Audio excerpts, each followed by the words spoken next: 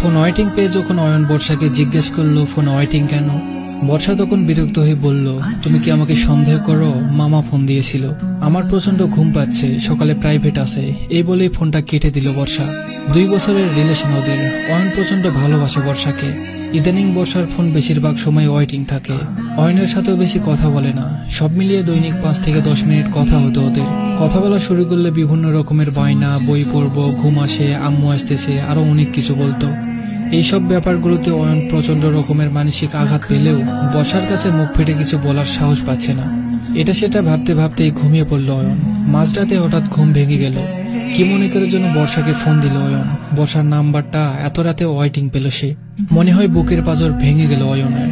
এত রাত জেগে কার সাথে কথা বলছে বর্ষা? একটাই প্রশ্ন বারবার মাথার মধ্যে ঘুরপাক খাচ্ছে অয়নের। কয়েকবার ফোন দিতে ফোন রিসিভ করে বর্ষা বলল, এত রাতে কি হয়েছে তোমার? বারবার ফোন দিয়ে বিরক্ত করছো কেন? অয়ন বলল, ঘুম আসছিল না, ভাবলাম তোমার সাথে একটু কথা বলি। তুমি কার সাথে কথা বলছো এত রাতে? বর্ষা বলল, সামনে আমার গ্রুপ সেমিস্টার, গ্রুপের ফ্রেন্ডদের সাথে কথা বলছিলাম। ছেলেটি মেয়েটির কথা বিশ্বাস করলো, কারণ ছেলেটি অন্ধ, বিশ্বাস করতো মেয়েটিকে। আবার ফোন কেটে দিল বর্ষা। অয়ন আবার ফোন দিল বর্ষাকে, এখন আবারও ওয়েটিং। একটু পর পর অয়ন ফোন দিয়ে যাচ্ছে, কিন্তু বর্ষা অন্য কারোর সাথে কথা বলছে। এভাবে প্রায় 2টা ঘন্টা চলে গেল। নাম্বারটা এখনো ওয়েটিং। কিছুক্ষণ পর নাম্বারটা বন্ধ করে রাখলো বর্ষা। অয়ন বুঝতে পারল বর্ষার মনের রাজ্যের রাজত্বটা এখন আর অয়নের হাতে নেই, সেটা অন্য কেউ হাতিয়ে নিয়েছে। সেই রাতে আর ঘুম হলো না ছেলেটির। সারা রাত ধরে বর্ষাকে ফোনে ট্রাই করেই গেল, কিন্তু নাম্বারটা বন্ধ। পরের দিনও 1000 বার চেষ্টা করে গেল প্রিয় সেই কণ্ঠটা একবার শোনার জন্য। 2 মিনিট পর পর চেষ্টা করে যাচ্ছে, কিন্তু কোনো কাজ হয়নি। সন্ধ্যাবেলা বর্ষার ফোনে কল ঢুকলো, কিন্তু বর্ষা কল তুলছে না। কয়েকবার চেষ্টা করার পর ফোন রিসিভ করলো। অপরিচিত একটা মেয়ে বলে উঠলো, কে আপনি, কাকে চান? অয়ন বলল, এটা বর্ষার নাম্বার না? বলল, হ্যাঁ বর্ষার নাম্বার, কিন্তু ও এখন কথা বলতে পারবে না, একটু ব্যস্ত আছে। 5 মিনিট ধরে অনেকক্ষণ রিকোয়েস্ট করার পর মেয়েটা বলল, দেখুন ভাইয়া, বর্ষা আপনার সাথে কথা বলতে চাচ্ছে না, আপনাকে ফোন দিতে নিষেধ করেছে। অয়ন আর নিজেকে কন্ট্রোল করতে পারল না, ফোনের মধ্যেই কেঁদে ফেললো। কিছুক্ষণ পর বর্ষা ফোন ধরে বলল, প্লিজ তুমি আমার নাম্বারে আর কখনো ফোন দিবে না, আমি একটু একা থাকতে চাই, আমাকে মুক্তি দাও। আর তোমার সাথে আমার রিলেশনটা তোমার ফ্যামিলি মেনে নিলেও আমার ফ্যামিলি কখনোই মেনে নিবে না। অয়ন শুধু কাঁদছে, কিছুই বলছে না। মনে হচ্ছিল তার বুকের পাম্পাসে কেউ যেন সজোরে একটা লাথি মারল। বর্ষাকে অনেক বোঝানোর চেষ্টা করে অয়ন। শেষমেশ অয়নকে অনেক অপমানজনক কথা বলে বর্ষা, ভালোবাসি না তোমাকে, তোমাকে আমার বয়ফ্রেন্ড পরিচয় দিতে লজ্জা লাগে, তুমি আমাকে বারবার ফোন দিবে না, তোমার সাথে আজ থেকে আমার আর কোনো সম্পর্ক নেই, এটা বলেই ফোনটা কেটে দিল বর্ষা। অয়ন কি করবে কিছুই বুঝতে পারছিল না। সবচেয়ে কাছের বন্ধু নাইমের মেসেজ চলে গেল। নেশা করার বাজে বদ অভ্যাস আছে ওর। ব্রেকআপের কথা বলতেই অয়নের হাতে একটা সিগারেট ধরিয়ে দিল। এত কষ্টের মাঝেও সিগারেটটা ভালোই লাগলো, কেমন যেন একটা স্বাদ আছে এতে। তারপর কোন রকম সান্ত্বনা দিয়ে বাসায় যেতে বলল, আর পকেটে 1 প্যাকেট সিগারেট দিয়ে দিল। বর্ষাকে অনেকবার ফোন করেছিল অয়ন, কিন্তু মোবাইল বন্ধ। সেদিন রাতে অনেক কান্না করেছিল ছেলেটি, আর সিগারেটের প্যাকেটটাও শেষ করেছিল পুরোটাই। নিজেকে বিশ্বাস করতে কষ্ট হচ্ছিল যে অয়ন অন্যদের স্মোক করতে নিষেধ করত, সে আজ কি করছে। এরপর থেকে প্রতিদিন নাইমের মেসেজ হওয়া হতো। আজ 5 দিন হয়ে গেল বর্ষার সাথে কোনো যোগাযোগ নেই অয়নের। যে ছেলেটা এক মুহূর্ত বর্ষার সাথে কথা না বলে থাকতে পারতো না, তার একটা কথা শোনার জন্য সারা দুনিয়ার সাথে লড়াই করত, সে আজ 5 দিন হলো কোনো কথাই বলেনি। বর্ষা এখন আর ঠিক আগের মতো নেই, অনেকটাই পাল্টে গেছে, কিন্তু অয়ন নিজেকে একটুও পাল্টাতে পারেনি। এখনো বর্ষার সাথে একটু কথা বলার জন্য মন কাঁদে অয়নের। অনেক চেষ্টা করেছে অয়ন বর্ষার কণ্ঠটা একটিবার শোনার জন্য, কিন্তু কোনো লাভ হয়নি। অয়নের ফোন রিসিভ করেনি বর্ষা। অপরিচিত কোনো নাম্বার দিয়ে ফোন দিলে অয়নের কণ্ঠ শোনা মাত্রই ফোনটা কেটে দিত বর্ষা। এই সেই মেয়ে যে অয়নের সাথে একটু কথা বলার জন্য বাসা ছেড়ে দূরে কোথাও বের হতো না। এই সেই মেয়ে যে অয়নকে এক নজর দেখার জন্য সবার চোখ ফাঁকি দিয়ে বাসা থেকে বেরিয়ে আসতো। এই সেই মেয়ে যে অয়নকে দিনে 1000 বার লাভ ইউ বলতো। এই সেই মেয়ে যে অয়নের বিরুদ্ধে কেউ একটা বাজে কথা বললে সহ্য করতো না। রাতে ঘুম না আসা ছেলেটা এক গাদা সিগারেট খেয়ে রাত পার করে দেয়। আস্তে আস্তে বাজে সবকিছুর নেশায় আসক্ত হয়ে পড়ে অয়ন। প্রায় 1 মাস পরের কথা, নাইমের বাসায় যাচ্ছিল অয়ন। পিছন থেকে অয়ন বলে কেউ একজন ডাকলো। পিছনে তাকাতেই অয়ন দেখে বর্ষার ফ্রেন্ড ইসি তাকে ডাকছে। কাছে এসে সে বলল, আপনাকে কিছু বলার ছিল বর্ষার সম্পর্কে। অয়ন বলল, কি বলবে বলো। ইসি বলল, আমি জানি কথাগুলো আপনার শুনে খুব কষ্ট হবে। বর্ষা আমাকে বলতে বারণ করেছিল, কিন্তু চোখের সামনে একটা মানুষের এভাবে ধ্বংস হয়ে যাওয়ার দৃশ্য দেখতে পারছি না। আপনাদের সম্পর্কের আগে থেকেই বর্ষার অন্য একটা সম্পর্ক ছিল, ছেলেটির নাম বিজয়।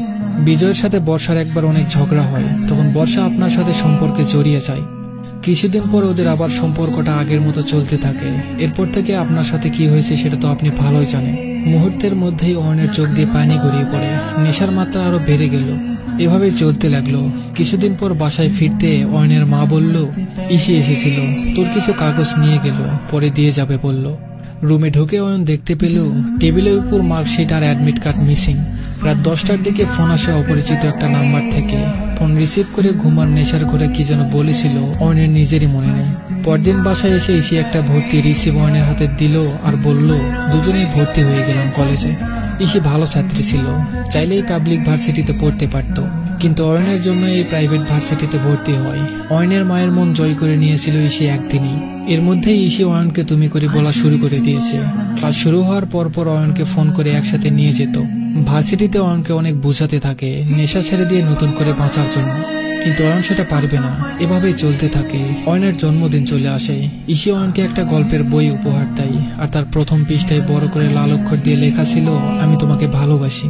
আর রাতে এসে ফোন করে বলল, অয়ন তুমি কি চাও না আমি যাকে ভালোবাসি সে একজন সুস্থ মানুষ আর ভালো মানুষ হোক? কথাটা শুনে ফোনটা কেটে দিল। বারবার ফোন করেই যাচ্ছে ইসি। প্রায় 1 ঘন্টা পর ফোন রিসিভ করে বলল, হ্যাঁ আমি চাই। এরপর থেকে প্রতি রাতে কথা হতো ওদের। আস্তে আস্তে নেশা ছেড়ে দিতে বাধ্য হয় অয়ন। ওদের রিলেশনের আজ 1 বছর। হঠাৎ একদিন মাঝরাতে অয়নের ফোন বেজে উঠতেই ডিসপ্লেতে একটা অপরিচিত নাম্বার ভেসে উঠল। ফোন রিসিভ করতেই সেই পরিচিত ছলনাময়ের মিষ্টি কণ্ঠ ভেসে আসলো। ফোনের উপাস থেকে বলল, কেমন আছো? অয়ন ফোনটা কেটে দিল। ফোনের পর ফোন দিয়েই যাচ্ছে বর্ষা।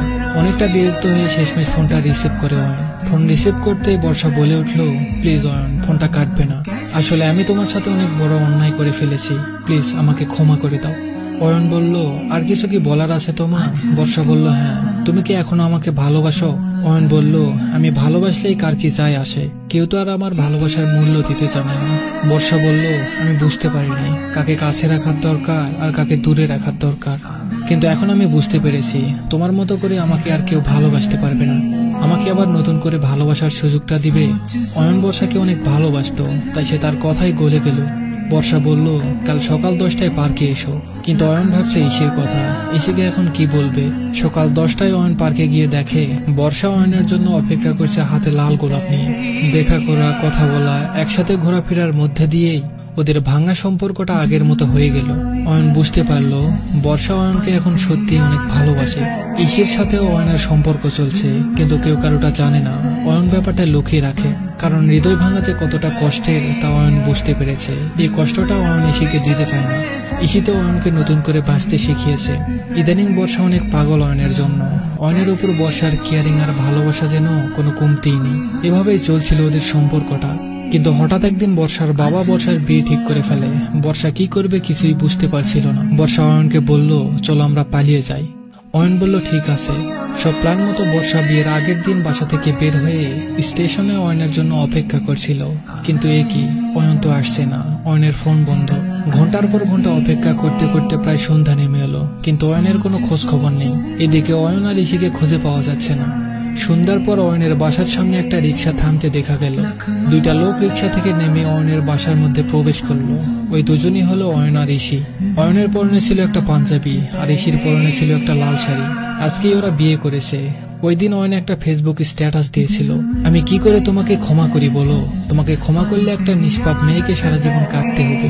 আমি এই নিষ্পাপ মেয়েটিকে কাঁদাতে পারবো না, কারণ তুমি আমাকে ধোকা দেওয়ার পর এই মেয়েটা যদি না আমার পাশে দাঁড়াতো আজ হয়তো আমি বেঁচে থাকতাম না। পারলে আমাকে ক্ষমা করে দিও। দেখা হবে স্মৃতির গভীরে। আজকে তুমি একজনকে ভালোবেসে ঠকাচ্ছ, একদিন তুমিও ঠকবে। তফাৎটা শুধু সময়ের। ধন্যবাদ সবাইকে।